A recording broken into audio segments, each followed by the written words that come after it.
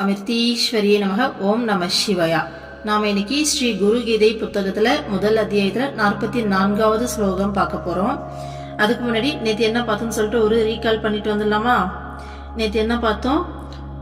ஒரு சிஷ்யன் குரு கிட்ட எல்லாத்தையும் சமர்ப்பணம் பண்ணியிருக்கணும் அப்படின்னு சொல்லிட்டு என்னென்ன சொன்னாங்க?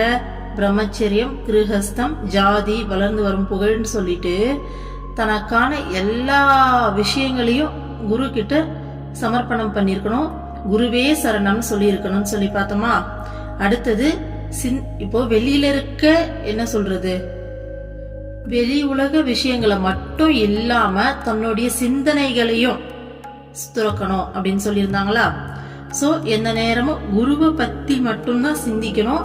அப்படி யார் ஒருத்தர் இது எல்லா விஷயத்தையும் சமர்ப்பணம் பண்ணி குருவை பத்தி மட்டுமே சிந்திச்சுக்கிட்டு இருக்காங்களோ அவங்க ரொம்ப ஈஸியா பரமானந்தத்தை அடைய முடியும். சோ இதுக்கு நாம ட்ரை பண்ணணும் அப்படின்னு சொல்லியிருந்தாங்களா? அடுத்தது குருவோடைய உபதேசத்துல பிரம்மம் வசிக்குது. எந்த ஒரு சிஷ்யன் குருவோடைய இந்த உபதேசத்தை குரு பக்தியோட கேக்குறானோ அவனால ஈஸியா அந்த பிரம்மத்தை அடைய முடியும் அப்படின்னு சொல்லியிருந்தாங்களா? ஓகே, இன்னைக்கு அடுத்த ஸ்லோக பார்க்கலாமா? குகார சாந்த காரோஹி ருகாரஸ்தேஜ உச்யதே அஜ்ஞான ராசகம் பிரம்ம குருரேவ ந சம்சயஹ. ஒரு குறிப்பு மாதிரி கொடுத்திருக்காங்க. சமஸ்கிருத மொழியில் ஒரு வார்த்தைக்கு பல பொருள்கள் உண்டு. கீழே வரும் சில ஸ்லோகங்களில் குரு என்ற வார்த்தையானது பல பல பொருள்களில் விவரிக்கப்படுகிறது.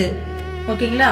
சோ அடுத்து 4 ஸ்லோகால குரு அப்படிங்கிற வார்த்தைக்கான அர்த்தத்தை தான் பார்க்க போறோம். சமஸ்கிருதத்துல ஒரு வார்த்தைக்கு பல மீனிங் இருக்காமா? சோ அந்த விதத்துல அடுத்த 4 ஸ்லோகால குரு அப்படிங்கிற வார்த்தைக்கான மீனிங் தான் பார்க்க போறோம். சோ இந்த ஸ்லோகாவோட மீனிங் பாருங்க. கு என்றால் இருளாகும், ரு என்பது ஒளியாகும். அறியாமை இருளை அழிக்கும் பிரம்மம் குருவே என்பதில் எவ்வித சந்தேகமும் இல்லை. சோ குரு அப்படிங்கிற வார்த்தையில முதல் எழுத்தான கு அப்படிங்கிறது இருள், ரு அப்படிங்கிறது ஒளி. அப்போ நமக்கு இருக்கக்கூடிய அறியாமை அப்படிங்கிற இருளை அழிச்சு நம்ம ஆன்மாவுடைய ஒளிய வெளியில கொண்டு வரவர் தான் குரு அப்படின்னு சொல்லியிருக்காங்க. ஓகேங்களா? சோ அடுத்தது பாருங்க.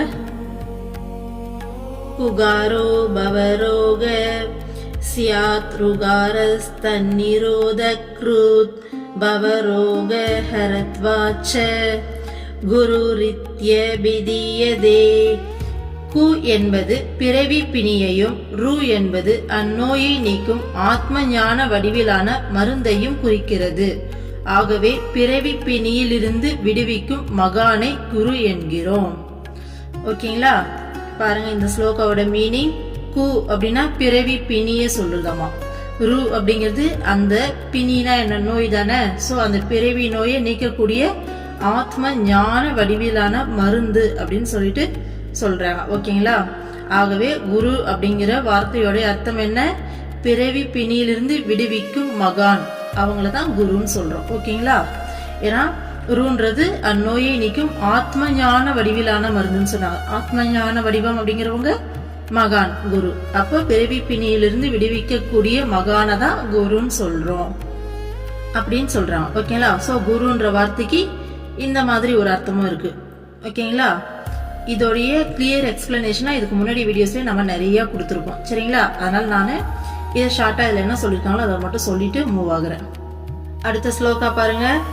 குகாரச்ச குணாதிதோ ருபாதிதோ ருகாரகஹ குணரூப விஹீனத்வாத் குருரித்ய பிதியதே. மீனிங், கு குணங்களுக்கு அப்பாற்பட்டதும், ரு உருவங்களை கடந்ததும் ஆகும். குணங்களையும் உருவங்களையும் கடந்த இயல்புடையவராக இருப்பதால் குரு எனப்படுகிறார். சோ குரு அப்படிங்கிற வார்த்தைக்கு இன்னொரு மீனிங் என்ன சொல்றாங்க? குணங்களையும் உருவங்களையும் கடந்தவர். ஏன்னா குரு பரபிரம்மம், இறைவனுக்கு குணம் சொல்லிட்டு எதுவும் கிடையாது. அவர் நிர்குணமானவர், எல்லா குணங்களும் அவருடையது. ஆனா அவருக்குன்னு சொல்லி இதுதான் அவரோட குணம் நம்மளால சொல்ல முடியாது. சோ நிர்குணமானவர். உருவங்களை கடந்தவர்னா இறைவனுடைய உருவம் தான் இந்த உலகத்துல இருக்க எல்லா உருவமும். ஓகேங்களா? இறைவன் நினைச்சா எந்த உருவத்தை வேணாலும் எடுக்க முடியும். ஆனா அவர் இந்த உருவத்துல மட்டும்தான் இருப்பார் அப்படின்னு நம்மளால சொல்ல முடியாது இல்லையா? சோ அதுதான் குணங்களுக்கு அப்பாற்பட்டதும் உருவங்களை கடந்ததும் ஆகும். குரு அப்படிங்கிற வார்த்தையோட மீனிங் இந்த மாதிரியும் சொல்லலாம் அப்படின்னு சொல்றாங்க. ஓகேங்களா? நெக்ஸ்ட் ஸ்லோகா பார்க்கலாம். குகாரஹ பிரதமோ வர்ணோ மாயாதி குணபாசகஹ ருகாரோ அஸ்தி பிரம்ம மாயா பிராந்தி விமோசகம். கு என்பது மாயையின் சின்னமாகும். ரு என்பது மாயையின் மயக்கத்திலிருந்து விடுவிக்கும் பரபிரம்மத்தை குறிப்பதாகும். சோ குரு அப்படிங்கிற வார்த்தைக்கு இன்னொரு விதமா மீனிங் என்ன சொல்றாங்க? கு அப்படிங்கிற எழுத்து மாயையோட சின்னம், ருங்கிறது அந்த மாயையிலிருந்து அந்த மாயையோட மயக்கத்திலிருந்து விடுவிக்கும் பரபிரம்மம் அப்படின்னு சொல்றாங்க. சரிங்களா? சோ குருன்ற வார்த்தைக்கு மாயையிலிருந்து விடுவிக்கக்கூடிய பரபிரம்மம் அப்படின்னு ஒரு மீனிங் சொல்லலாம். ஸோ 4 விதமா மீனிங் சொல்லியிருக்காங்க. என்னென்ன சொல்லியிருக்காங்கன்னு சொல்லி மொத்தமா பார்க்கலாமா? ஃபர்ஸ்ட் குரு அப்படிங்கிற வார்த்தைக்கு என்ன சொன்னாங்க? அறியாமை அப்படிங்கிற இருளை அழிக்கிறது தான், அழிக்கக்கூடிய பிரம்மம் தான் குரு அப்படின்னு சொல்லியிருக்காங்க இல்லையா? அடுத்த ஸ்லோகால என்ன சொன்னாங்க? பிறவி பிணையிலிருந்து விடுவிக்கும் மகானே குரு அப்படின்னு சொல்லியிருக்கோம்னு சொன்னாங்க. ஸோ தேர்ட் ஸ்லோகால என்ன சொன்னாங்க? குணங்களையும் உருவங்களையும் கடந்த இயல்புடையவர் குரு அப்படின்னு சொன்னாங்க. சோ கடைசியா என்ன சொல்லிருக்காங்க? மாயையோடைய மயக்கத்திலிருந்து விடுவிக்கிற பரபிரம்மம் தான் குரு அப்படின்னு சொல்லியிருக்காங்க. சரிங்களா? சோ குருங்கிற வார்த்தைக்கு இத்தனை விதமான மீனிங் சொல்லியிருக்காங்க. ஓகேங்களா? சோ இதோட இந்த குருன்ற வார்த்தையோட மீனிங் வந்து முடியுது. நெக்ஸ்ட் அடுத்த கான்செப்டுக்கு மூவ் ஆகுறாங்க. அடுத்த ஸ்லோகா பார்க்கலாமா? ஏவம் குரு பதம் சேஷ்டம் தேவநாமபி துர்லபம் ஆஹா ஊஹு கணைச்சைவ கந்தர்வாத்யைச்ச பூஜிதம். இவ்விதமாக குரு என்ற சொல் உயர்ந்ததும் தேவர்களுக்கு கூட கிடைத்தற்கரியதும் ஆஹா ஊஹு போன்ற கந்தர்வர்களால் பூஜிக்கப்படுவதாகும். என்ன சொல்றாங்கன்னா, குரு அப்படிங்கிற அந்த வார்த்தையோடைய சிறப்பை சொல்றாங்க. குருன்ற வார்த்தைக்கு மீனிங் 4 ஸ்லோகால சொன்னாங்க. சோ இதுல அந்த வார்த்தையோட சிறப்பை சொல்றாங்க. சோ குரு அப்படிங்கிற வார்த்தை வந்து பாத்தீங்கன்னா அந்த அளவுக்கான, இப்ப 4 ஸ்லோகால மீனிங் சொன்னாங்க இல்லையா? சோ இருளை நீக்கக்கூடியது, மாயை நீக்கக்கூடியது, இருளை அகற்றி நமக்குள்ள இருக்கக்கூடிய அந்த ஆன்ம ஒளியை வந்துட்டு பிரகாசிக்க வைக்கிறதுன்ற மாதிரியான குருன்ற வார்த்தையோட சிறப்புகள் சொன்னாங்க இல்லையா? சோ அந்த அளவுக்கு உயர்ந்ததான வார்த்தை இந்த குரு அப்படிங்கிற வார்த்தை. சோ இந்த வார்த்தையே வந்து பாத்தீங்கன்னா தேவர்களுக்கு கூட கிடைக்கிறதுக்கு அரியதான ஒரு விஷயமாமா. ஓகேங்களா? சோ ஆஹா ஊஹு அப்படிங்கிற கந்தர்வர்கள் அவங்களால பூஜிக்கப்படுவது அப்படின்றாங்க. ஆஹா ஊஹுங்கிறது இங்க என்ன சொல்றேன்னா ஒரு குறிப்பிட்ட கைண்ட் ஆஃப் கந்தர்வர்களை குறிக்கிறதுக்கு இங்க வந்து யூஸ் பண்றாங்க. ஓகேங்களா? இதுல ஒரு வார்த்தை சொல்லியிருக்காங்க பாருங்க, தேவர்களுக்கு கூட கிடைத்தற்கரியதும் அப்படின்னு சொல்லியிருக்காங்க பாருங்க. ஏன்னா அவங்களே தேவர்கள் தானே, அவங்களுக்கு என்ன கிடைக்காது இருக்கு சொல்லிட்டு நமக்கு தோணலாம். தேவர்களா இருந்தாலும் இறைவனை இந்த சூட்சம வடிவில தான் வந்து அவங்களால உணர முடியும் இல்லையா? இறைவன் ஒரு உருவமா வந்து அவரை அனுபவிக்கிறது அப்படிங்கிறது எவ்வளோ பெரிய விஷயம். அது ஒரு சுகம் இல்லையா? கிருஷ்ணர் வந்துட்டு கிருஷ்ண அவதாரம் எடுக்கிறதுக்கு முன்னாடி ராம அவதாரத்துல இருக்கும் போதே அவரும் சீதா தேவியும் வந்து நடந்து போயிட்டு இருக்கும்போது முனிவர்கள்லாம் கடந்து போகும்போது முனிவர்கள்லாம் பார்த்துட்டு கேட்டாங்களாமா ராமர்கிட்ட, எங்களுக்கு தேவி சீதா வந்துட்டு உங்ககிட்ட ஒரு உணர்வு அனுபவிக்கிறாங்க இல்லையா? ஸோ அந்த மாதிரி உங்க கூட நாங்களும் அனுபவிக்கணும்னு சொல்லி கேட்டிருக்காங்க. அதனாலதான் கிருஷ்ண அவதாரத்துல அத்தனை கோபிகைகள் மட்டும் இல்லாம கோபர்களும் இருந்தாங்க இல்லையா? ஸோ பகவானை வந்து ஃப்ரெண்டாவும் அனுபவிச்சாங்க, எல்லா விதத்திலையும் அனுபவிச்சாங்க இல்லையா? யசோதா வந்து பாத்தீங்கன்னா மகனா வந்து அனுபவிச்சாங்க, நந்தகோபுரம் யசோதாவும். சுதாமா குசேலர் சொல்லிட்டு அவருடைய பல ஃப்ரெண்ட்ஸ் வந்து பாத்தீங்கன்னா நண்பனா அனுபவிச்சாங்க. ஆதிசேஷன் வந்து அண்ணனா வந்தாரு. ஸோ இந்த மாதிரி கடவுள் வந்து அந்த மனித வடிவில் வரும்போது அவங்களை அனுபவிக்கிறதுக்கு தேவர்களும் முனிவர்களும் அத்தனை பேரும் ஏங்குவாங்க. அப்படியாப்பட்ட கடவுள் கூட நாம இருக்கோம் இல்லையா? ஆக்சுவலா நாம அனுபவிச்சுட்டு இருக்கோம் இந்த உடம்புல, நம்மளுடைய குருவை நாம அனுபவிக்கிறோம். இது எந்த அளவுக்கு நமக்கு புரியுது அப்படிங்கிறது எனக்கு தெரியல, ஏன்னா நானே எந்த அளவுக்கு புரிஞ்சிருக்கேன்றது தெரியல. ஆனா இது அவ்வளோ ஒரு உத்தமமான விஷயம். இன்னும் நிறைய நம்மளே புரிஞ்சுக்கிட்டு இன்னும் அதோடைய ஆழத்தை புரிஞ்சுக்கணும் கண்டிப்பா. ஏன்னா அம்மாவே சொல்லியிருக்காங்க, அம்மா பஜன் பாடும்போது இந்த குறுக்கால் நெடுக்கல நம்ம இஷ்டத்துக்கும் ஏஞ்சி அதனால தான் அங்கே இருக்கிறவங்கெல்லாம் உஷுன்னுட்டே இருப்பாங்க. இந்த மாதிரி விஷயங்கள்லாம் பண்ணக்கூடாதாம்மா, தேவையில்லாமல் அங்கே பேசுறது அதெல்லாம் பண்ணக்கூடாதாம்மா. ஏன்னா அம்மா பஜன் பாடுறதை கேட்கறதுக்கு அங்கே நிறையா சித்தர்களும் நிறையா வந்துட்டு அந்த கண்ணுக்கு தெரியாத சூட்சும வடிவத்தில் கந்தர்வர்கள் ரிஷிகள் எல்லாருமே அங்கே வந்து நின்று அம்மா பாடுறதை கேட்பாங்களாம்மா. அப்போது நம்ம இந்த மாதிரிலாம் ஏஞ்சி போகும்போது அவங்களுக்கு டிஸ்டர்பன்ஸ் ஆகும், அவங்க அப்புறம் சபிச்சிருவாங்க அப்படின்னு அருள்மொழிகள் ஒரு இடத்துல சொல்லியிருக்காங்க அம்மா. அப்படியெல்லாம் எதுவும் நடக்காது, பயப்படாதீங்க, அம்மா பார்த்துப்பாங்க. ஆனால் இருந்தாலும் நம்ம அந்த இடத்துல எந்த அளவுக்கு டிசிப்ளின் மெயின்டைன் பண்ணணுமோ அந்த அளவுக்கு பண்ணணும், ஓகேங்களா? ஸோ அம்மாவை பரபிரம்மம் அந்த உருவம் எடுத்து வந்து அதையும் வாழும்போது எல்லாருக்கும் அந்த ஆசை இருக்கும். அதனால தான் வந்து பார்த்தீங்கன்னா ஆசிரமத்தில் நிறைய அந்த பேர்ட்ஸ்லாம் அருள்மொழிகள்லாம் வரும் பாருங்க. ஏதோ ஒரு பறவை வந்து அம்மா கையில் வந்தது, அம்மா வந்துட்டு அதுக்கு சாப்பாடு கொடுத்தாங்க, கொத்தி சாப்பிட்டு கொஞ்ச நேரம் இருந்தது, அம்மா அப்படியே அந்த ஆழ்ந்த நிலைக்கு போனாங்க. அம்மா திரும்ப கண்ணை திறக்கிற வரைக்கும் அது சாப்பிடாம அப்படியே வெயிட் பண்ணிட்டு இருந்தது, கண்ணை திறக்கும் போது தான் திரும்ப சாப்பிட்டதுன்ற மாதிரிலாம் பார்த்துருப்போம் இல்லையா? ஸோ அந்த பறவை கிளம்பின பிறகு அம்மாவை கேட்பாங்க, இவங்க வந்துட்டு ரிஷிகள் தானே, முனிவர்கள் தானே, இல்லை சூட்சுமதாரி தானே அப்படின்னு சொல்லி கேட்பாங்க. அம்மா வந்துட்டு அதை அக்செப்ட் பண்ணியிருப்பாங்க, ஆமாம் அப்படின்ட்டு. ஸோ சித்தர்கள் தேவர்கள் கூட ஒரு பறவையோட உடல்ல ஒரு விலங்கோடைய உடல்ல வந்து கூட அம்மாவை தரிசனம் செய்கிறாங்க, புறாவா எத்தனையோ விதமா. ஏன்னா இறைவனை அந்த மனித உடல்ல உருவத்தில் இருக்கும்போது தரிசனம் பண்றது அப்படிங்கிறது எவ்வளோ பெரிய விஷயம் இல்லையா? ஸோ அதனால தான் சொல்றாங்க, குரு அப்படிங்கிறது தேவர்களுக்கு கூட கிடைக்கிறதுக்கு அரியதான ஒரு விஷயம் அப்படின்ட்டு. அதனால தான் வந்து பார்த்தீங்கன்னா அவதாரம் எடுக்கும்போது செட்டா கூட சேர்ந்து நிறைய பேர் வருவாங்க. அம்மா கூட நிறைய பிரம்மச்சாரிகள் நிறைய பேர் வந்து ஆல்ரெடி அவங்களாம் முக்தி அடைஞ்சிட்டு இருப்பாங்க. இருந்தாலும் அம்மா கூட வரணும், அம்மா விட்டுட்டு வர முடியாதுன்றதுக்காகவே திரும்ப கூட வருவாங்க.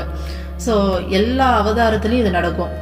அப்போ நாமெல்லாம் எவ்வளோ பிளஸ்டுன்னு சொல்லிட்டு யோசிச்சு பாருங்க, அம்மாவை எவ்வளோ சந்தோஷமா அனுபவிச்சுட்டு இருக்கோம்ல. நம்மளை பார்த்து தேவர்களும் முனிவர்களும் பொறாமப்படுற அளவுக்கு அம்மாவை நம்ம அனுபவிச்சுட்டு இருக்கோம். அடுத்த ஸ்லோகா பார்க்கலாமா? ध्रुवं तेषाञ्च सर्वेषां नास्ति तत्त्वं क्रोह परं क्रोराराधनं कार्यं स्वजीवत्वं निवेदयेत्. தேவ கந்தர்வ லோகங்களில் கூட குரு தத்துவத்தை விட சிறந்தது எதுவும் இல்லை. ஆகவே குருவை வழிபட்டு தனது வாழ்வை குருவிற்கு சமர்ப்பித்தல் வேண்டும். என்ன சொல்றாங்கன்னா, இந்த உலகத்துல மட்டும் இல்லை, இது பூலோகம் சொல்லுவாங்க இல்லையா, இந்த பூலோகத்துல மட்டும் கிடையாது, தேவலோகத்திலையும் கந்தர்வ லோகத்திலையும் கூட குரு தத்துவத்தை விட சிறந்ததுக்கு எதுவுமே கிடையாதாமா. அங்கேயும் குரு தத்துவம் தான் சிறந்ததாமா. அதனால குருவை வழிபட்டு தன்னுடைய குருவிற்கு சமர்ப்பிக்கணும்னு சொல்றாங்க, சரிங்களா? சோ இங்க மட்டும் குரு இல்லை. ஏன்னா நமக்கு தெரியும் அம்மா வந்து பாத்தீங்கன்னா பிரபஞ்சம் முழுக்க இருக்கவங்க அப்படின்னு சொல்லிட்டு. ஆனா தேவலோகத்திலையும் கந்தர்வ லோகத்திலையும் இப்ப நமக்கு எப்படி பூலோகத்துல குரு வந்து நம்மளை வழி நடத்தி அடுத்த ஸ்டேஜுக்கு கொண்டு போறாங்களோ, அந்த மாதிரி தேவலோகத்திலையும் கந்தர்வ லோகத்திலையுமே வழி நடத்துறது குரு இருப்பாங்க போல இருக்கு. குரு அங்கேயும் அவதாரம் எடுப்பாங்க போல இருக்கு. ஏன்னா அந்த லோகத்திலேயே உயர்ந்த தத்துவம் குரு தத்துவம் தானே சொல்றாங்க. இப்ப நம்ம உலகத்தை எடுத்துக்கிட்டா பாருங்க, இந்த உலகத்திலே மிகச்சிறந்த தத்துவம்னா கண்டிப்பா குரு தத்துவம் தான் சொல்லணும் இல்லையா? ஏன்னா குரு இல்லாதவங்களுடைய வாழ்க்கை அப்படிங்கிறது எவ்வளோ ஒரு இருளடைஞ்ச வாழ்க்கைய அந்த மாயையில சிக்கி எவ்வளோ கஷ்டப்படுறாங்க. ஆனா குரு வந்ததால தான் யாருக்கெல்லாம் குரு கிடைக்கிறாங்களோ அவங்க எல்லாம் தான் இந்த பிறவி கடலை நீந்தி மேலே ஏற முடியும். அப்போ இந்த மாயையில இந்த மாய உலகத்துல இது ஒரு கேம் மாதிரி எடுத்துக்கலாம். மாயையிலான ஒரு கேம். இந்த கேம்ல இருந்து எவன் வந்துட்டு எஸ்கேப் ஆகி அடுத்த ஸ்டேஜுக்கு போவானா, யாருக்கு குரு கிடைக்கிறாங்களோ அவங்க தான். ஸோ இந்த உலகத்துல உயர்ந்த தத்துவம் குருவுடைய தத்துவம். குரு தத்துவத்தை யார் பிடிச்சு மேலே ஏறாங்களோ அவங்களால தான் அடுத்த ஸ்டேஜுக்கு போக முடியும். அதே மாதிரிதான் தேவலோகத்திலையும் கந்தர்வ லோகத்திலையும் போல இருக்கு. அப்படிதான் இதுல சொல்லியிருக்காங்க, ஓகேங்களா? ஓகே, அடுத்த ஸ்லோகா பார்க்கலாமா? கர்மணா மனசா வாசா சர்வதா ஆராதயேத் குரும் தீர்க்கதண்டம் நமஸ்கிருத்ய நிர்லஜ்ஜோ குரு சந்நிதௌ. குருவின் சந்நிதியில் தயக்கம் சிறிதுமின்றி சாஷ்டாங்க நமஸ்காரம் செய்து மனம் வாக்கு செயலால் எப்போதும் குருவை வழிபட வேண்டும். பாருங்க, குருவோடைய சந்நிதியில, குருவோட சந்நிதினா குரு வாழற இடம், குரு தரிசனம் கொடுக்கிற இடம். ஓகேங்களா? சோ அங்க எந்த விதமான தயக்கமும் இல்லாம சாஷ்டாங்க நமஸ்காரம் செய்யணுமா. ஓகேங்களா? செஞ்சு மனம் வாக்குனா நம்மளுடைய சொல், செயலால நம்மளுடைய செயல் எப்பயுமே குருவை வழிபடணுமா. ஓகேங்களா? சோ இந்த விஷயத்த அம்மா இல்லறத்தாருக்கு இன்னுரை புக்கும் இதுக்கு முன்னாடி பார்த்தோம் இல்லையா. சோ குடும்ப வாழ்க்கையில இருக்க நாம எப்படி எல்லாம் வாழணும்னு சொல்லி அம்மா சொல்லி கொடுத்தாங்க இல்லையா. சோ அதுல அம்மா சொல்லியிருப்பாங்க, இதே விஷயத்த அம்மா சொல்லியிருப்பாங்க. குருவோடைய சந்நிதியில வந்துட்டு எந்த விதமான தயக்கமும் இல்லாம நம்ம விழுந்து வணங்கணும். குருவையும் பகவானையும் வணங்குறதுக்கு சுத்தி இருக்கவங்க என்ன நினைப்பாங்கன்னு சொல்லிட்டு நம்ம யோசிக்க கூடாது அப்படின்னு அம்மா சொல்லியிருப்பாங்க. அதுக்கு அம்மா ஒரு எக்ஸாம்பிள் கூட சொன்னாங்க, உங்களுக்கு ஞாபகம் இருக்கா? நீ வாட்ச்மேனை கரெக்ட் பண்ணா உனக்கு ஒரு பூசணிக்காய் தான் கிடைக்கும், இதே நீ ராஜாவை கரெக்ட் பண்ணிட்டீன்னா அந்த நாட்டோடைய கஜானாவோடைய சாவியே உனக்கு கிடைக்கும். ஸோ உன்னை சுற்றி இருக்கவங்க எல்லாம் வாட்ச்மேன் மாதிரி. ஸோ அவங்கள நீ கரெக்ட் பண்ணி அவங்க கிட்ட நல்ல பேர் வாங்கணும். அவங்க என்ன நினைப்பாங்களோன்னு சொல்லிட்டு அவங்கள பார்த்து யோசிச்சுட்டு நீ கடவுளை வணங்குறதையும் கொஞ்சம் அசிங்கமா ஷையா ஃபீல் பண்ணி நீ ஒதுங்கின அப்படின்னா உனக்கு வாட்ச்மேனை கரெக்ட் பண்ணா அந்த பூசணிக்காய், ஒரே ஒரு பூசணிக்காய், அதுல என்ன பிரயோஜனம் இருக்கு சொல்லுங்க. ஆனா ராஜா, இந்த உலகத்துக்கே ராஜா யாரு? கடவுள். அவரை கரெக்ட் பண்ணா இந்த நாட்டோடைய கஜானாவோடைய சாவி கிடைக்கும் அப்படின்னாங்க. இந்த நாடு அப்படிங்கிறது பிரபஞ்சம்னு எடுத்துக்கலாம்னா, ஏன்னா ராஜான்றவர் நாட்டுக்கு ராஜா. சோ குரு கடவுள் யாரு? பிரபஞ்சத்தோடைய ராஜா இல்லையா. சோ அந்த பிரபஞ்சத்தோடைய கஜானாவோட சாவினா இப்போ ஒரு ராஜாவுடைய ஒரு நாட்டோடைய கஜானோட சாவின்றது அந்த நாட்டோடைய ஒட்டுமொத்த பலமும் அந்த நாட்டோடைய ஒட்டுமொத்த உரிமையும் சொல்லி எடுக்கலாமா. அப்போ நம்ம குரு கிட்ட கடவுள் கிட்ட அந்த மீனிங்ல எடுத்தோம்னா என்ன வரும்? இறைவனுக்கு இருக்கக்கூடிய அத்தனை அதிகாரமும் அத்தனை சுதந்திரமும் நமக்கு கிடைக்கும் அப்படின்னு சொல்லி எடுத்துக்கலாமா. ஒட்டுமொத்த பிரபஞ்சமே இறைவனுடைய ஆட்சிக்கு கீழே இருக்கு. அப்ப நாமளே இறைவனா மாறிடுவோம் அப்படிங்கறத அம்மா மறைமுகமா அதுல சொல்லியிருந்தாங்க இல்லையா. சோ அததான் இங்கேயும் சொல்றாங்க குரு கீதையில, குருவோடைய சந்நிதியில எந்த ஒரு தயக்கமும் இல்லாம சாஷ்டாங்க நமஸ்காரம் செய்யணும் அப்படின்ட்டு. சோ உங்க குருவோடைய சந்நிதிக்கு போகும்போது நீங்களும் கண்டிப்பா இதெல்லாம் செய்யுங்க, சரிங்களா. இப்போ நம்ம அம்மாவோடைய சிஷ்யர்கள் எல்லாம் இதை கேக்குறீங்க அப்படின்னா, ஃபர்ஸ்ட் அம்மா ஸ்டேஜ்ல உட்கார்ந்துருக்காங்க, நம்ம என்ட்ரு ஆகுறோம்னா நாம அம்மா ஸ்டேஜ்ல இருக்காங்கன்னா எந்த இடத்துல வேணாலும் விழுந்து கும்பிடலாம், சரிங்களா. விழுந்து கும்பிட்டுட்டு அதுக்கப்புறமா உட்கார்ற பழக்கத்தை வச்சுக்கலாம். நெக்ஸ்ட் அம்மா உட்கார்ந்துட்டு இருக்கும் போது அந்த மேம் ஏற்கனவே சொல்லியிருப்பாங்க இல்லையா, கிருத்திகா அம்மா அவங்க சேனல்ல சொல்லியிருப்பாங்க, அம்மா ஸ்டேஜ்ல உட்கார்ந்துட்டு இருக்கும் போது அந்த ஹாலை நம்ம சுத்துறது அப்படிங்கிறது கைலாயத்தை சுத்துறதுக்கு சமமாமா. அதே மாதிரி அம்மா ஸ்டே பண்ணிருக்க ரூம் இருக்கு இல்லையா, சோ அதை சுத்துறது அப்படிங்கிறது அந்த ரூம் தனியா சுத்த முடியாது, பில்டிங்கை சேர்த்து காளி கோவில்லாம் சேர்த்து தான் சுத்துற மாதிரி அங்க இருக்கும். சோ சுத்துறது அப்படிங்கிறது வைகுண்டத்தை சுத்துற மாதிரி சுத்துற பலன் கிடைக்கும் அப்படின்னு சொல்லியிருக்காங்க. சோ இதெல்லாம் செய்யலாம். அடுத்தது என்ன சொல்லியிருக்காங்க? மனம் வாக்கு செயலால் எப்போதும் குருவை வழிபட வேண்டும்னு சொல்லியிருக்காங்க. அது எப்படி? மனசால வழிபடுறதுனா கூட பரவாயில்ல, மனசார நினைச்சு வழிபடலாம். வாக்கால செயலால் எப்படி வழிபடுறதுன்னு சொல்லி நமக்கு தோணும் இல்லையா. சோ ஃபர்ஸ்ட் மனம் அப்படின்னா என்னன்னு சொல்லி பார்க்கலாமா. மனசால எப்படி வழிபடுறது அப்படின்றது, மனசால வழிபடுறதுன்றது நம்ம பஜன் பண்ணலாம், மனசார அம்மாவை நம்ம வணங்குறது அதுவும் சேரும். அதையும் தாண்டி இன்னும் மனசால எப்படி வழிபடலாம் அப்படின்னா, நம்ம மனசுக்குள்ள வர ஒவ்வொரு எண்ணத்தையும் நம்ம கவனிச்சு இது நம்மளுடைய குருவுக்கு பிடிச்ச மாதிரியான எண்ணம் தானா, நம்மளுடைய இறைவனுக்கு பிடிச்ச மாதிரியான எண்ணம் தானா, நம்ம சரியா தான் திங்க் பண்றோமா, சப்போஸ் தப்புனா உடனே சாரி எனக்கு தெரியாம இந்த தாட் வந்துருச்சு, சோ இது எப்படி சரி பண்றதுன்னு எனக்கு சொல்லுங்கன்னு சொல்லி அவங்க கிட்ட ஹெல்ப் கேட்கலாம். இப்போ மனதளவுல வரக்கூடிய ஒவ்வொரு எண்ணத்தையும் நம்ம கவனிச்சு இது இறைவனுக்கு பிடிச்ச மாதிரி தான் நம்மளுடைய எண்ணங்கள் இருக்கா அப்படிங்கறத நம்ம ஒவ்வொரு நாளும் சரி பண்றது அப்படிங்கறதும் மனசால வழிபடுறதுக்கு ஈக்குவல் சொல்லலாமா. சோ அடுத்தது வாக்கால நம்மளுடைய சொற்களால எப்படி வழிபடலாம்? இறைவனுடைய நாம ஜபம் பண்ணலாம், இறைவனுடைய கீர்த்தனைகள் பாடலாம். அடுத்தது நம்ம இறைவன் குரு ரெண்டுமே ஒண்ணுதான், சரிங்களா. சோ இறைவன் சொன்னா குரு நினைச்சுக்கோங்க, குருன்னு சொன்னா இறைவன் நினைச்சுக்கோங்க, ஓகேங்களா. ரெண்டுமே சேம் தான். சோ குருவோடைய அந்த மகிமைய தெரியாதவங்களுக்கு நம்ம சொல்லி புரிய வைக்கலாம்.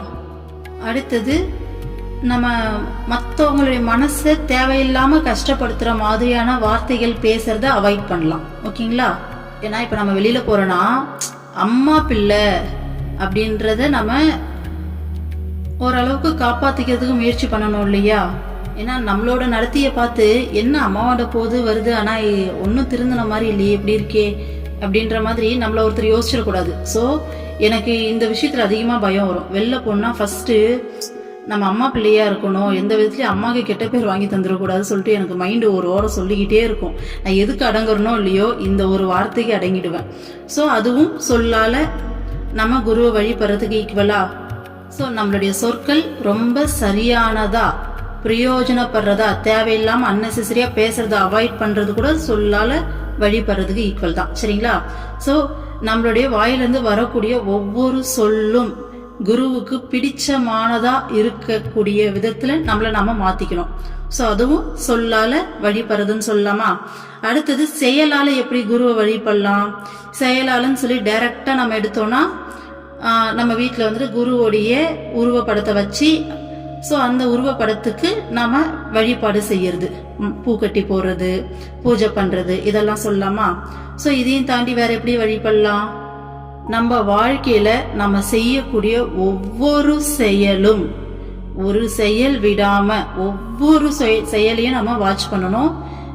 குருவுக்கு பிடிச்ச மாதிரி தான் நம்ம செய்யறோமா, குரு கொடுத்த வேலையை தான் செய்யறோமா, குரு சொன்ன வேலையை தான் செய்யறோமா, அதை தாண்டி அன்னெசரியா எதையாச்சும் செய்யறோமான்னு நம்ம கவனிக்கணும். அப்படி ஏதாச்சும் நம்ம செய்யறோம் அப்படின்னா அதை நாம குறைச்சிக்கிட்டு கட் பண்ணிக்கிட்டு குருவுக்கு பிடிச்ச மாதிரியான செயல்கள்ல நம்மள ஈடுபடுத்திக்கணும். உதாரணத்துக்கு நம்ம தேவையில்லாம டைம் வேஸ்ட் பண்ற மாதிரி போன் ஸ்க்ரால் பண்ணுவோமா, தேவையில்லாம அன்னெசரியா நம்ம பேசுறது மத்தவங்க கிட்ட, இல்ல இதுக்கு முன்னாடி எல்லாம் கொஞ்சம் வெளியில போறதுலாம் கொஞ்சம் நிறைய ஆசைப்படுவேன். ஸோ அது எல்லாமே இப்பெல்லாம் கட் பண்ணியாச்சு. சும்மா ஒரு எக்ஸாம்பிளுக்கு புரியறதுக்காக சொல்றேன். ஏன்னா வெளியில போனா நம்ம மேக்சிமம் வந்துட்டு நம்ம இறைவனை வந்து மிஸ் பண்ணுவோம். பட் வீட்லயே இருக்கும்போது நல்ல ஒரு மெர்ஜி ஃபீல்லே இருக்கும் இல்லையா? ஸோ அப்படி இருக்கிறது தானே வந்துட்டு அம்மாவுக்கு பிடிக்கும். ஸோ அந்த மாதிரி நம்மளுடைய செயல்கள் ஒவ்வொன்றையும் கவனிச்சு நம்ம சரியா வந்துட்டு நெறிப்படுத்தணும். அதுதான் செயலால குருவை வழிபடுறதுன்னு சொல்லலாமா? ஸோ அதுதான் மனம், வாக்கு, செயலால் எப்போதும் குருவை வழிபட வேண்டும் அப்படின்னு சொல்லியிருக்காங்க. ஓகே, அடுத்த ஸ்லோகா பார்க்கலாமா? குரு ரேகோ ஜகத் சர்வம் பிரம்மா விஷ்ணு சிவாத்மகம் குரோ பரதரம் நாஸ்தி தஸ்மாத் சம்பூஜயேத் குரும். பிரம்மா விஷ்ணு சிவாத்மகமான இவ்வுலகமாக இருப்பது குருவே. குருவை விட சிறந்ததாக வேறொன்றுமில்லை. ஆகவே குருவை சிறப்பாக வழிபட வேண்டும். சோ என்ன சொல்றாங்க? பிரம்மாவா, விஷ்ணுவா, சிவனா, இந்த உலகமாவே இருக்கிறது குருதான்றாங்க. ஏன்னா இறைவன் தான் இந்த உலகம், இந்த பிரபஞ்சமாவே இருக்கிறது இறைவன் தான் சொல்றோமா? இந்த பிரபஞ்சத்துடைய ஒவ்வொரு அணுவிலையும், உயிருள்ள உயிரற்ற அத்தனைத்திலையும் அந்த இறைவன் நிறைஞ்சிருக்காரு, இறை சக்தி நிறைஞ்சிருக்குன்னு சொல்றோமா? ஸோ குருன்றவங்க இறைவன் தானே. ஸோ இந்த உலகமாவே இருக்கிறது குரு தான். குருவை விட சிறந்ததா வேற ஒண்ணுமே கிடையாதுன்றாங்க. சரிங்களா? ஸோ அதனால குருவை சிறப்பா வழிபடணும்னு சொல்றாங்க. குருவை சிறப்பா வழிபடுறது அப்படிங்கிறது இந்த வெளியில பூஜை புனஸ்காரம் அப்படிங்கிறதும் முக்கியம்தான். அதையும் தாண்டி குரு வழிபாடுங்கிறது நம்ம மனசளவுல குருவோடைய வார்த்தைகளை எந்த அளவுக்கு கேட்டு நமக்குள்ள உள் மாற்றங்களை கொண்டு வந்து நாளுக்கு நாள் நாம எந்த அளவுக்கு குருவை நோக்கி பயணப்படுறோமோ. குருவை நோக்கி பயணப்படுறதுனா இந்த மாயையிலிருந்து விடுபட்டு நமக்குள்ள இருக்க அந்த ஆத்மஸ்வரூபமான இறைவனை உணர்றது. நாம தான் அந்த இறைவனுடைய துகள், நாமளும் இறைவனும் வேற வேற இல்லைங்கிறத உணர்றதுக்கான பயணம். ஸோ அதுதான் சிறந்த குரு வழிபாடா இருக்கும். சரிங்களா? ஸோ அடுத்தது பார்க்கலாமா? சர்வச்ருதி சிரோரத்ன விராஜித பதாம்புஜம் வேதாந்தார்த்த பிரவக்தாரம் தஸ்மாத் சம்பூஜயேத் குரும். வேதம் அனைத்தின் சாரமாக திகழ்வது குருவின் பாத கமலங்களின் மகிமையே ஆகும். ஆகவே வேதாந்த பொருளை உபதேசிப்பவரான குருவை முறையாக வழிபட வேண்டும். சோ அத்தனை வேதங்களோடைய சாரமா திகழறது குருவோடைய பாத கமலங்களோடைய மகிமையாமா. சோ வேதங்கள் நமக்கு தெரியும் இல்லையா? 4 வேதங்கள் படிச்சிருப்போம் இல்லையா, ரிக், யஜூர், சாம, அதர்வன சொல்லிட்டு. அதோடைய சாரம் அப்படின்னா அதனுடைய மெயின் எசன்ஸே குருவுடைய பாத கமலங்களுடைய மகிமை தானமா. அதனால அந்த வேதாந்த பொருளை உபதேசிக்கிறவரான குருவை முறையா வழிபடணும்னு சொல்றாங்க. ஓகேங்களா? அடுத்த ஸ்லோகா பார்க்கலாமா? யஸ்ய ஸ்மரண மாத்ரேன ஞானமுத்பத்யதே ஸ்வயம் ச ஏவ சர்வ சம்பத்திஹ தஸ்மாத் சம்பூஜயேத் குரும். யாரை மனதில் நினைப்பதாலேயே ஞானம் உதிக்கிறதோ அத்தகு குருவை தனது சகல செல்வமாக கருதி நன்றாக வழிபடுங்கள். பாருங்க, இந்த புத்தகத்துல ஒரு வார்த்தையை சாதாரணமா போட்டிருக்காங்க. இதை நம்ம நார்மலா படிச்சா சத்தியமா புரியவே புரியாது. ஆனா நம்ம அம்மா கிட்ட இருக்கிறதால, அம்மா நமக்கு நிறைய அனுபவங்களை கொடுத்து அம்மா கூட டிராவல் பண்றதால மட்டும்தான் இதுல இருக்கக்கூடிய வார்த்தைகளுடைய அர்த்தமே புரியுது. ஏன்னா குருவை வழிபடணும் அப்படின்னா சாதாரணமா ஏதோ ஒரு பூஜை பண்ணணும் அப்படின்ற மீனிங்ல தான் புரியும். சொல்லியிருக்காங்க பாருங்க, யார மனசுல நினைக்கிறதாலே ஞானம் உதிக்குதோன்னு சொல்லியிருக்காங்க. சரி, நம்ம நார்மலா படிச்சா என்ன தோணும்? மனசுல நினைச்சா ஞானம் உதிக்கும் அப்படின்ற மாதிரி போயிடுவோம். ஆனா இதுக்கு ஆழமான அர்த்தம் இருக்கு இல்லையா? அது எப்படி? குருவை மனசுல நினைச்சா ஞானம் எப்படி உதிக்கும்? இப்போ சாதாரணமா ஒரு சிச்சுவேஷன் எடுத்துக்கலாம். நம்ம மைண்டு கண்ட மாதிரி எதையாச்சும் யோசிச்சுன்னு இருக்கோம். அந்த டைம்ல பாத்தீங்கன்னா நம்ம ஆக்சுவலா நம்மளுடைய குருவை மறந்துருப்போம். ஆனா எந்த ஒரு செகண்ட் நம்ம மைண்ட்ல குருவோட ஞாபகம் வருதோ அந்த செகண்ட் அந்த தாட்ல இருந்து ரிட்டர்ன் ஓடி வந்துருவோம். அந்த கான்சியஸ்னஸ் வரும். ஐயோ அம்மா, நான் என்ன திங்க் பண்ணிட்டு இருக்கேன் பாரு, தேவையில்லாம என் மைண்ட் எப்படி யோசிச்சுட்டு இருக்கு பாரு அப்படின்னு சொல்லிட்டு நாம உடனடியா அந்த எண்ணத்துல இருந்து வெளியில வந்து இறைவன் மேல கவனத்தை செலுத்துவோம் இல்லையா? சப்போஸ் அப்படி வெளியில வர முடியினாலும் உடனே அம்மா கிட்ட பிரார்த்தனையை வைப்போம். அம்மா இங்க பாரு, இந்த தாட் எனக்கு திரும்ப திரும்ப வந்துட்டே இருக்கு, என்ன இதுல இருந்து வெளியில கொண்டு வந்துரு அப்படின்னு சொல்லிட்டு. அப்போ மனசு போன போக்குல போகாம நம்ம இறைவன் பக்கம் வந்துட்டு அந்த கவனத்தை திருப்புறோம் இல்லையா? அதுவே ஒரு ஞானம் உதிக்கிறது தானே மனசுல. இந்த மாதிரி குருவோடைய உருவத்தை மனசுல நாம நினைக்க நினைக்க நினைக்க நினைக்க நம்ம கம்ப்ளீட்டா நம்ம மனசுக்குள்ள என்னெல்லாம் தப்பு பண்றோன்றத அவ்வளோ பங்கமா அம்மா காமிப்பாங்க. ஒவ்வொரு சின்ன சின்ன விஷயத்திலையும் காமிப்பாங்க. நம்ம ஒரு ஹஸ்பண்ட் கிட்ட கோவப்பட்டா கூட, உனக்கு ஏன் கோவம் வருது? நீ அவங்க கிட்ட எக்ஸ்பெக்ட் பண்ணிருக்க, இந்த விஷயம் அவங்க செய்யணும்னு நீ எக்ஸ்பெக்ட் பண்ண, அதனால உனக்கு கோவம் வந்திருக்கு. நீ ஏன் அங்க எக்ஸ்பெக்ட் பண்ண? நீ யார்கிட்ட கேட்கணும்? கடவுள்கிட்ட தானே கேட்கணும்.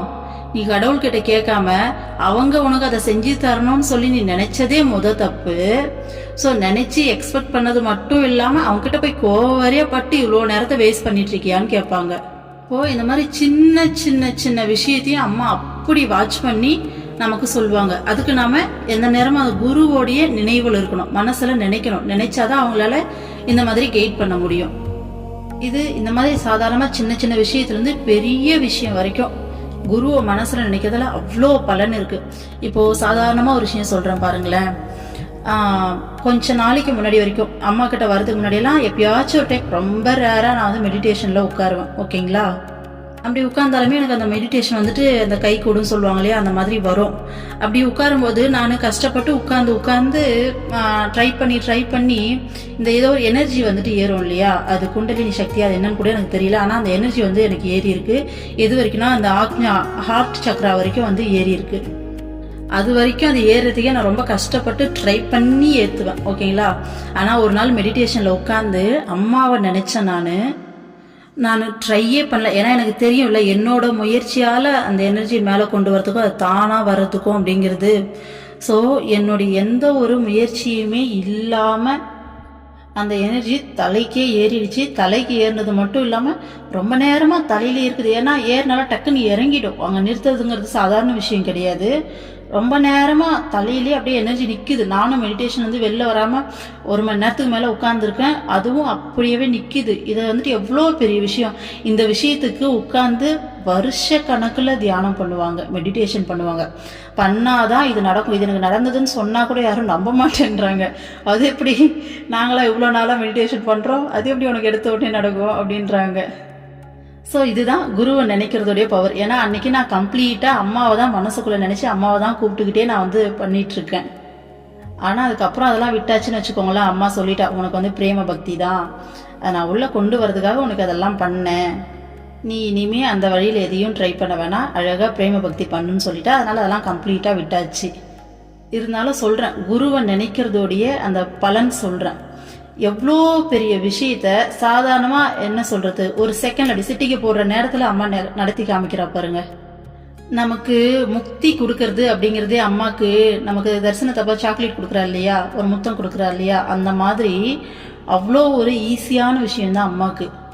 இருந்தாலும் நம்மளை ப்ராப்பராக ப்ரிப்பேர் பண்ணி அம்மா கூட்டிகிட்டு போகிறாங்கன்னு வச்சுக்கோங்களேன்.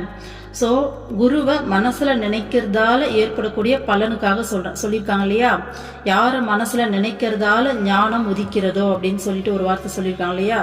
ஸோ அதனால் சொல்கிறேன், குருவை மனசில் நினைச்சோம்னா ஞானம் உதிக்கும்.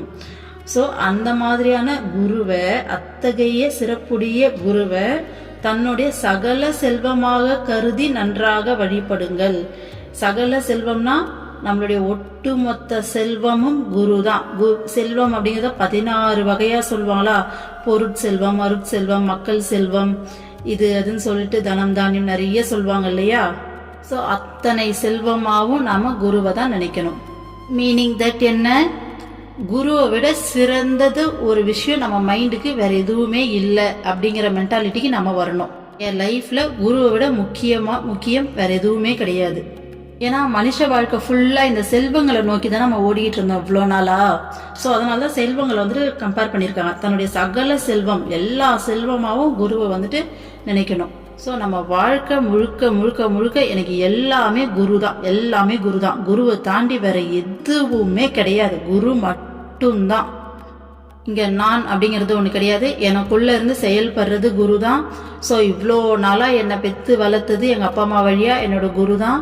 ஸோ இந்த குடும்பத்தை கொடுத்துருக்காங்க, என்னை பார்த்துக்கிட்டா என்னோட குரு தான் கொடுத்துருக்காங்க. ஸோ அவங்க கொடுத்த கடமையா நினைச்சு இதை செய்யறேனே தவிர இது மேல வேற பற்று எதுவும் எனக்கு கிடையாது.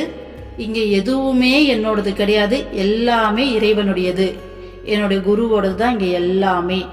அவங்க இப்ப இந்த சுச்சுவேஷன்ல என்னை வாழ சொல்லியிருக்காங்க, அதனால வாழ்ந்துட்டு இருக்கேன். மற்றபடி இந்த வெளி உலகத்துக்கும் எனக்கும் எந்த சம்மந்தமும் கிடையாது, எல்லாமே எனக்கு என்னோட குரு தான் அப்படிங்கிற முழுமையான மென்டாலிட்டிக்கு நம்ம என்னைக்கு வரோமோ அன்னைக்கு இந்த மனுஷ வாழ்க்கையில முழு சுதந்திரத்தையும் அந்த பேரானந்தத்தையும் நம்மளால உணர முடியும். ஓகேங்களா? ஓகே, அடுத்ததெல்லாம் நாளைக்கு பார்க்கலாம். ஓம் அமிர்தீஸ்வரி நமக. ஓம் நம சிவாயா.